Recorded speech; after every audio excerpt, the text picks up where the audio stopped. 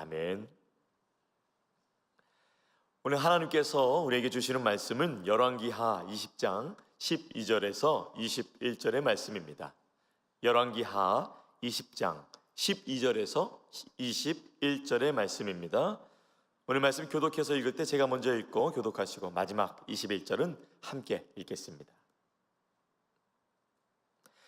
그때에 발라단의 아들 바빌론의 왕 브로닥 발라단이 히스기야가 병들었다 함을 듣고 편지와 예물을 그에게 보낸지라. 히스기야가 사자들의 말을 듣고 자기 보물고의 금은과 향품과 보배로운 기름과 그의 군기고와 창고의 모든 것을 다 사자들에게 보였는데 왕궁과 그의 나라 안에 있는 모든 것 중에서 히스기야가 그에게 보이지 아니한 것이 없더라. 선지자 이사야가 히스기야 왕에게 나와 그에게 이르되 이 사람들이 무슨 말을 하였으며 어디서부터 왕에게 왔나이까? 히스기야가 이르되 먼 지방 바빌론에서 왔나이다 하니 이사야가 이르되 그들이 왕궁에서 무엇을 보았나이까 하니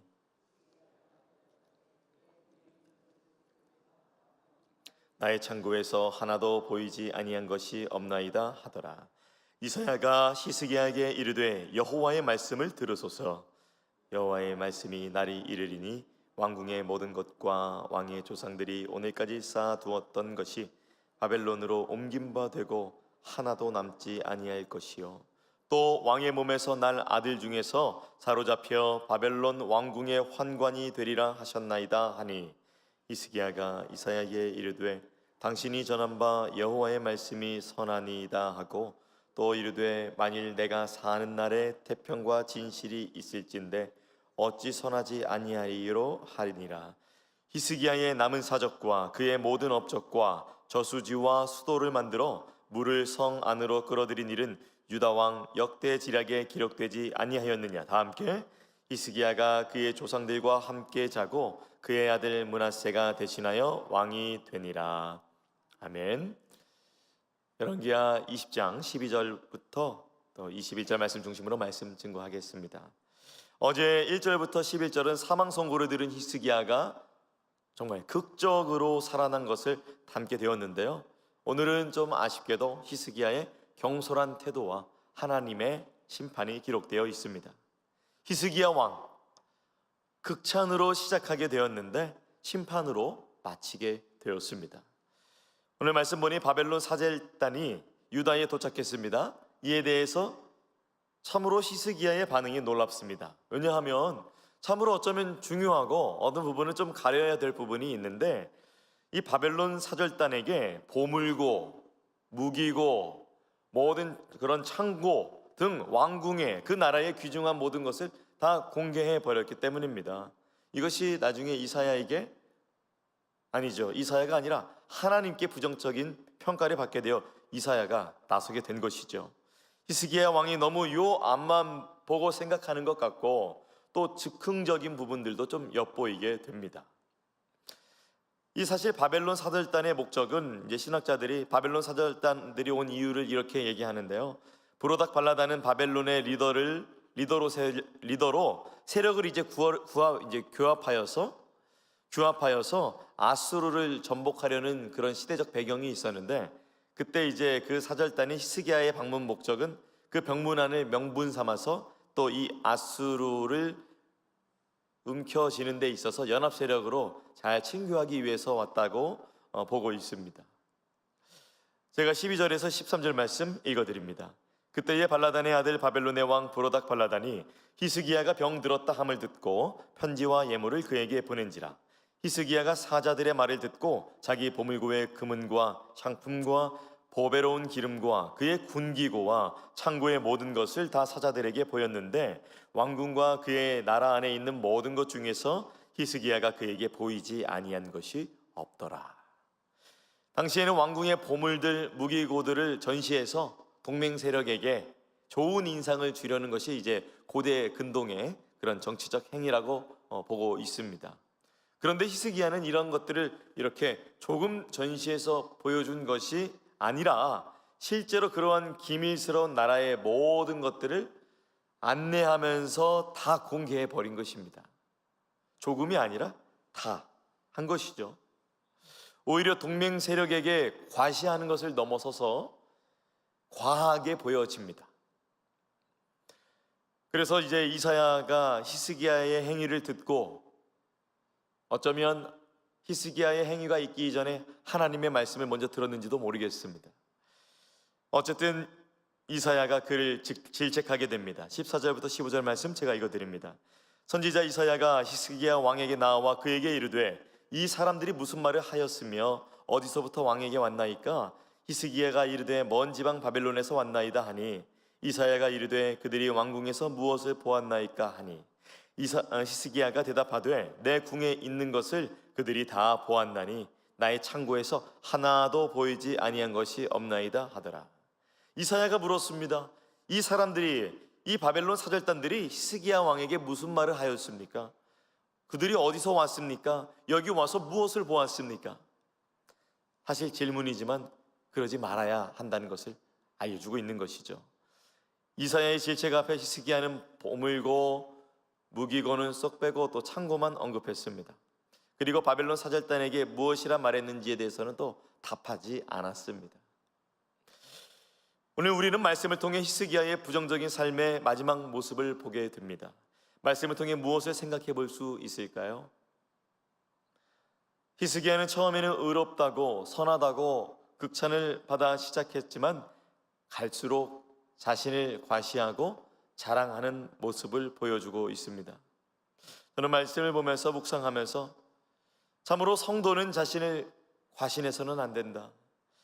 생각 없이 자랑하는 걸 주의해야 한다는 것. 또한 이 과신은 겸손함을 부르기 때문에 우리는 항상 내 자신, 내가 가지고 있는 것 또는 어쩌면 믿음의 영역에서도 나를 과신하고 나도 모르게 자랑하고 있는 것들을 우리가 주의해야 한다는 것을 깨닫게 되었습니다. 히스기야는 예전에 모호한 태도를 보였지만 하나님은 그분의 주권적인 힘으로 말미암아 살려주셨죠. 멸망시키는 것도 살리시는 것도 하나님의 주권인 것입니다. 그러므로 오늘 하루 자신을 과시하지 말고 또 자신을 과신하지 않고 하나님 앞에서 우리 모두 겸손하고 그분의 주권을 인정하며 살아가는 복된 저와 여러분이 되시기를 축복합니다. 16절부터 21절 말씀을 보니 히스기야는 이사야의 말씀, 이사야가 전달하는 하나님의 말씀을 통해서 하나님의 메시지를 듣게 되는데 그 말씀은 심판의 말씀입니다. 히스기야와 유다에 관한 심판의 내용입니다. 유다는 바벨론에게 멸망당할 것이라고 하고 또 이번 바벨론 사절단의 정보 유출은 훗날 유다 땅의 멸망으로 이어지는 정보가 되어집니다. 자신을 과신하고 경솔하게 군사고 보물고 창고를 모두 보여주었기 때문이었습니다. 오히려 그러한 것은 숨기고 하나님을 향한 믿음을 보여줬다면 좋았을 텐데 말입니다. 하나님이 나를 어떻게 치유해 주셨다면 좋았던 것을 자랑했다면 좋았을 텐데 오히려 이 모든 것이 하나님의 은혜였다고 간증하는 자리가 되었다면 참 좋았을 텐데 어쩌면 이 히스기야 이분이 그러한 간증을 할 수 있을 만한 그 믿음의 경험을 실제로 살아냈고 행동했고 그리고 하나님을 경험했잖아요. 그럼에도 불구하고 그 하나님을 드러내는 일이 아니라 자신을 드러내는 일 때문에 이렇게 유다는 바벨론에게 멸망당하겠다. 그것이 심판이 선포되었습니다. 그것은 히스기야 때가 아니라 그들의 후손의 때에 일어난다고 합니다. 히스기야의 반응이 놀라운데요. 이사야를 통해 들은 하나님의 심판을 그가 선하다라고 그렇게 말합니다. 19절 말씀 읽어드립니다. 히스기야가 이사야에게 이르되 당신이 전한 바 여호와의 말씀이 선하니이다 하고 또 이르되 만일 내가 사는 날에 태평과 진실이 있을진데 어찌 선하지 아니하리요 하니라. 그리고 히스기야는 역사 속으로 사라집니다. 선하다고 얘기한 것은 이사야를 통한 하나님의 말씀을 통해 그때 자신의 죄를 깨닫게 된 것입니다. 그리고 그 죄에 대한 하나님의 심판이 오르십니다. 하나님은 선하십니다라는 고백입니다. 그는 왜 실패했을까요? 그는 왜 심판받았을까요? 그는 왜 그랬을까? 정말 시작이 좋았지만 끝이 너무 아쉬움이 남는 그런 장면이었습니다.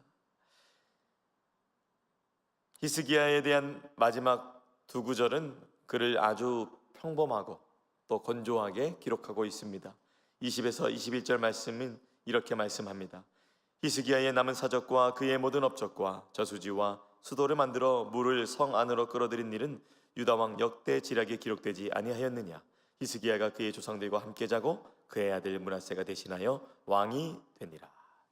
종교개혁도 멋지게 성공적으로 이끌었는데 또 해 그림자가 뒤로 가는 기적을 체험한 믿음의 왕이었는데 마지막이 참 초라합니다.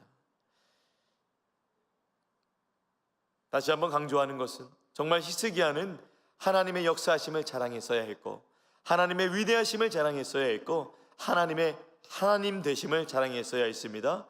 히스기야가 헛되이 자랑했던 것을 피하고 하나님이 바라시는 것을 자랑하는 오늘 하루가 되시길 믿음 안에 권면드립니다. 우리는 우리의 것을 자랑하는 것을 버려야 할 것입니다.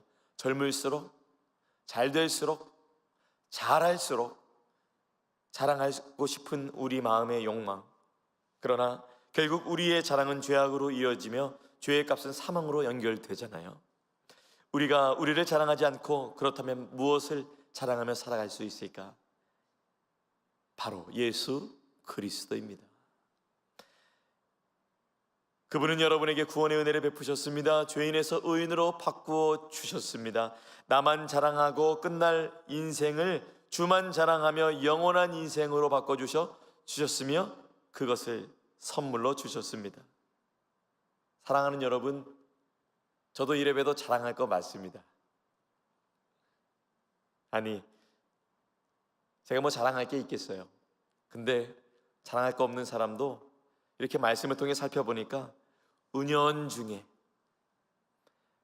마치 나도 모르는 것처럼 때로는 또 나도 모르게 자랑하는 모습들이 하나님께서 성령님을 통해 생각나게 하셨습니다. 히스기야는 역사 속으로 사라졌지만 오늘 우리는 역사 안에 살아 있습니다. 오늘 말씀을 통해 깨닫게 되는 것이에요.